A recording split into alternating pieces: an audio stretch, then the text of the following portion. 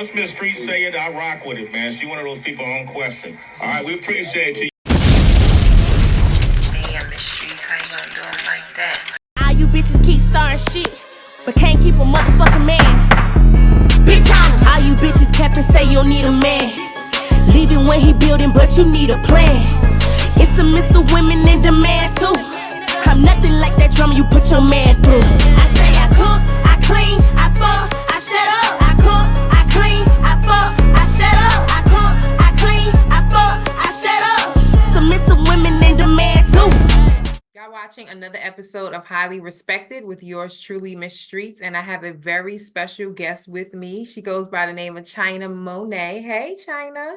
Hey, girl, what's good? I'm good. How are you? I'm great. So, as far as your name, do a lot of people say just China or they say China Monai together? How do you prefer it? Just like China Monai. Yeah, because they like it. You know, I got that name from, it's actually like from my real name. My real name is Shanera. We just take out the AR, it's China. They used to call me China because of my eyes, cheek. And Monet is actually my middle name. Okay. Yeah, I got my name from my grandmother. Nice, that's dope. Did you have any other names that you wanted to use for, you being an artist, or that was like the name and it stuck and you was like, this is it? It was it. So, Yeah. before I get all deep into business and what you got going on and stuff like that, I came across you on a song called I Ain't Playing. So you were featured on a record and I heard everybody's verses, but then I heard yours. It stood out to me. Talk about that record and how you were able to do that collaboration with those artists. Oh man, wow. Yes, it's this artist named Two-Time Mint. He actually lives in Poland. So he reached out to me and he was like, yo, I've been watching your motion and stuff, and I think you'd be great on this record. And I was like, oh my God, I like it because it brings back that back in the day Crunkville, you know what I'm saying? He doesn't work with T-Bill, Lil Jon and all those artists back then because he was in the crunk area. Right. So I was like, oh, that'd be dope because I always wanted to try it. So I got on there, put my 1, 2 on there. Yeah, I love it how it came down. Nice. And you did your thing, like I said, so I love the record. But then you got your own music, Submission. Talk about that. I mean, Yeah. it's definitely a real record. So, but I want you to explain it and talk about the I cook, I clean and everything and what you meant in that record, Submission. So yeah, the record came about because Ugly Money Nietzsche, that's my manager. He has a show called Trigger Alert with him and Big, where they basically had these controversy conversations with women and stuff about how they should value a man and how a woman should be traditional in the modern day. So he came up with the idea, was like, China, like, you see how good this TV show doing, let's put it in a record. And I was like, that'll be fun. That'll be dope and different because you don't hear a lot of female rappers rapping like about those type of things. So I was like, okay, let's try it. So we just went to the studio, came up with the idea, and it just went from there. Cause we would need to change it up a little bit, switch up the lane. Cause for decades, women been taught to, downgrade men and always claiming that they're independent, like they don't need them, and basically just wanted to switch it up because it's like it's a breath of fresh air. It's something new and it's still a bop to it. Like yeah, it got a message, but it still got the type of content of what they like. Definitely. So how's the feedback? Are you getting a lot of feedback from the women or the men? Is it good? Is it bad? Is it even? How would you They calling me Pygnisha. They calling me a slave. I'm getting evil jizzle bells from different religions. I'm going viral all on YouTube with the Israelites because I got booked with them for all black 55th annual all black party at their Passover. So they booked me in Durham, North Carolina. That was like my biggest booking. That's cool. And it was so amazing. It was, I swear, it was like the best thing ever. But they had, they told me they had fake Israelites.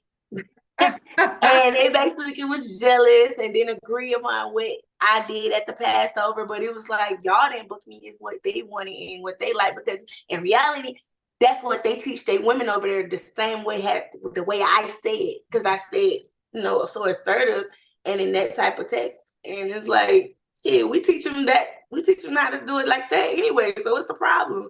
So the General Commander Johanna booked me, and I got to meet all the commanders, all the wives. The wives like adored me over there, and it was just really applaud because they was like, "Yo, we're proud of you for being brave because you started something."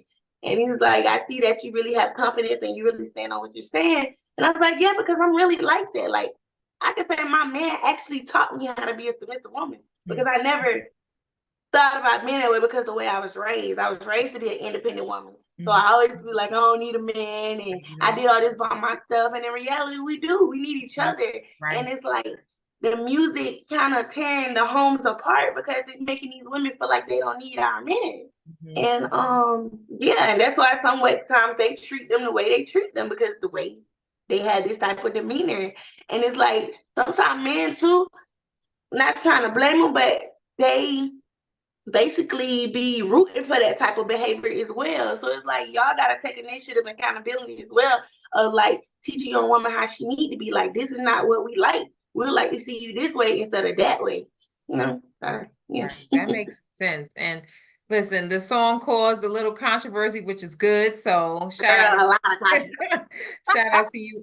Let's go back though a little bit. How did you become a rapper? Or do you remember that moment when you said, hey, this is what I want to do and this is what I want to be? I was actually in high school. I actually started writing first. Because I used to be shy. I ain't like to express my feelings, and girl, I used to walk around with my head down, didn't like to smile and nothing. So I was like, I'm gonna just write my feelings and stuff in my book and stuff, you know. And then my uncle had a studio in Tampa called Streetz Entertainment. So he had an artist called Ray T he was working with. And I was like, I want to try this music stuff. He's like, okay, let's get in the studio, see what you got. So me and my sister and my cousin, we formed this group called CNC. It was China Monai and Coco. And I was the singer then. Like, I'm actually a singer that turned to a rapper. Okay. And my sister was the rapper, and my cousin, she was like a hype girl. Girl, we didn't last for like 3 months.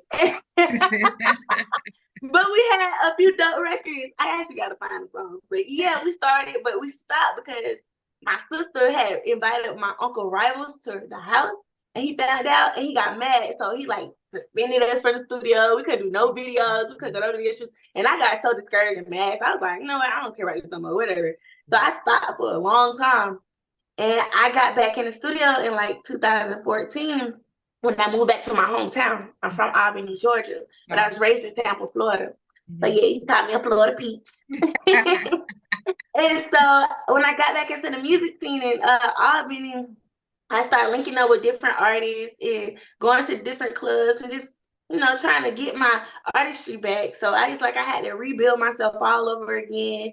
And I had to learn how to structure a record, learn how to find my sound. And I wasn't asking nobody because you know how people are, how men are. So I just went to the studio, sat there and watched them. Like, I'm going to watch y'all instead of trying to ask y'all for help. And that's what I did.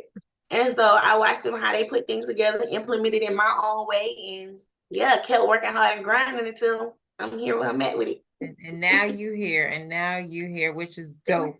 Favorite female rapper? Who's your favorite? Nicki. I like Nicki Monai. Yeah, I've been rocking with her since like MySpace. I was in high school and I found out about her, and it's just I like how she came in the game different with her cadences, with her characters, her demeanor. Like, I just love how she was so animated with everything. And, you know, she switched up the game and had so much fun with it because, you know, people nowadays, they take music so personal and stuff. And it's like, it's entertainment. So, you know, have fun, liven it up. I just like how she did everything and switched the game up. Yeah. Shout out to all the female rappers still killing the airwaves, the radio and all that. So shout out to all of y'all. Keep it going. What keeps you focused when there's times that you feel like it's not going like you think it should, or just anything, or life be life? And what keeps you focused? My daughter, my baby girl. I'm gonna have a 7-year-old. Just looking at her and realizing like I'm all she got. Like, I gotta make things happen for her. So I can't be sad and I can't be mad all the time, and I can't just bring out my frustration against the world, because at the end of the day, I'm her mom and I gotta make things happen. So it's like I can't let her down. Nice. So I look at her, I pray, and I just manifest, and I go in my little space where I take care of myself, give myself self-care. Sometimes I just get away from the internet because it be sometimes overwhelming, because I'm still a human and I still have my real life to deal with as well as China Monai life. So yeah, sometimes I have to take a breather and just sit in, get away from everything and pray and meditate and be with my baby. There you go. So your daughter comes to you, let's say, and says, Mom, I want to be a rapper. Or Mommy, I want to be a rapper. Mm-hmm. What advice or what's your thoughts? What's the first thing you're going to say to her? I'm gonna tell her the truth. Like, stay true to yourself. Most definitely put God first and keep genuine people around you and know what you want and stand on what you want. And like, don't let nobody tell you nothing wrong. Stay true to yourself and like, just go for it. Be you. Like, believe in yourself. And I'm backing you every chance I can, at 100%. But I'm most definitely not gonna let her fall on her face. But I'm gonna let her step out there and experience that stuff so she can know for herself. So she won't just go off of what I say. Oh, you just don't want me to do this, because no, I'm gonna let you go do it, but I'm not gonna let you fall on your face. That's what's up. So what's next? What's coming up? What do you have dropping that you can talk about so the people can be prepared and ready? I can't lie, I'm going crazy right now. I'm gonna do a whole Submissive Bible EP, like 7 records, really turning up this submissive thing, because I started a new trend, and it's like I just opened up a whole new lane and I'm the only one in it, so I'm running with it. Like, I'm thinking about doing my submissive tour. Also working with other female artists that's down with me, just helping each other, bringing everything out. What else? I've been acting lately. Starting this new movie called Georgia Nights. It's a character named Leela, basically around my real life, so it's a no-brainer to be her because she is me. So I've been doing a little acting. Also collabing with a lot of restaurants, because I used to go to culinary school. Like, I went to culinary school, got my degree and everything. And I did want to do the cooking, but it's like I kind of fell back on it because I got so tired of the music. But I found my way to get back in it by like being an influencer with the music thing and collabing with other restaurants and stuff. So I'm liking that, doing that, just expanding my brand and being everywhere with it. Right. That's cool. Keep working. Keep working. And then, of course, before you go, you have to drop your social media, everything, so everybody can see your videos, interviews, and all that good stuff. Of course, music. Yeah. Oh, I forgot to say too. My podcast, my Pretty Money podcast as well. I've been doing that. So yes, y'all check me out on there. Ugly Money TV. Y'all can follow me everywhere at I am China Monai. That's IAMCHI. It's on all platforms. Keep streaming Submissive. It's going crazy right now. I'm here changing, making wives and saving men lives. Like, yeah, we're gonna switch this up. Get rid of these 304s. And saving marriages too. Yes.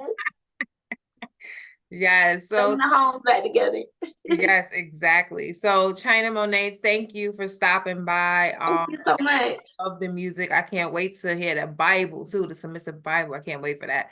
So I'll be in tune to that for when it drops. Okay.